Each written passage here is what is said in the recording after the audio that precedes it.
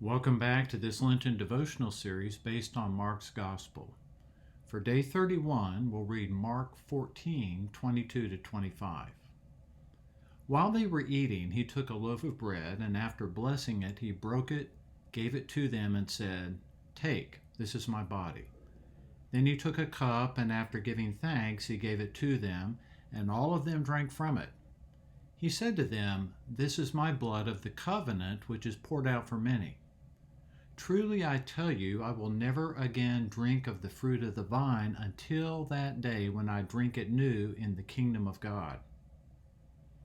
This is the word of the Lord. Thanks be to God. After a big feast, we push back from the table, moan, pat our bellies, and say, "Oh, that hit the spot." Our appetite was satisfied. Or was it? Have you ever noticed how restaurant ads try to sell you? They're all pretty much the same. Red Lobster, Chili's, McDonald's, they appeal to your appetite.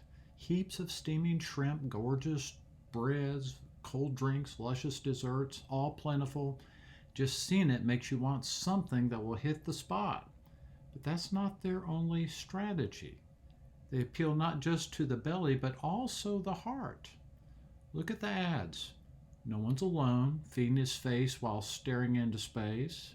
No, they're together with beautiful people, laughing and having a grand time. There's a romantic connection at one table and a big party at another, intimacy, hilarity. Why do they use such images? Because we have hungers beyond the belly, hungers of the heart. And the pull is all the stronger if they appeal to both hungers. In a way, the ads set the restaurants up for failure. Why? Because a restaurant may well fill a belly, but a heart, not so much. It's not just restaurants that set a table, so do churches. Not with a steaming plate piled with meat or diet-busting desserts, just with simple bread and a cup. Nothing slick, nothing that would show well in an ad. And your welcome to this table comes not from some slick ad, but from the one who made you and who best knows the hunger of your heart. And he invites you to the one meal that best hits that spot. This is the story of when Jesus first set that table. And 2,000 years later, the menu has never changed.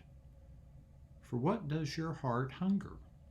If you're like the rest of us, you hunger for fellowship.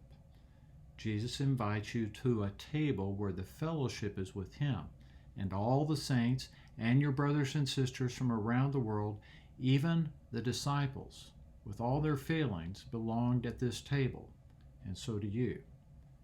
Our hearts also hunger for meaning, and Jesus set a table that lays claim to you for the very purposes of heaven.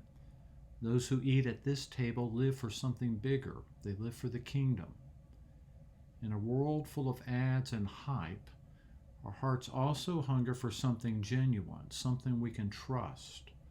There was no hype that night when Jesus set this table. Nothing fake, still not. At this table, you're not being hustled, you're being welcomed. Welcomed by the one who has already picked up the tab. On Sundays during Lent, as you come to the table that Jesus first set in that upper room, let him awaken your heart to the full extent of your hunger. Then come and dine with the only one who finally hits that spot. Here are a couple of questions to ponder as you look back over these verses. When you gather for a feast with your loved ones, what appetites are being satisfied? Why is the meal Jesus first set in that upper room still central in worship all these years later? What is its staying power? How have you come to know Jesus more deeply at his table? God bless you.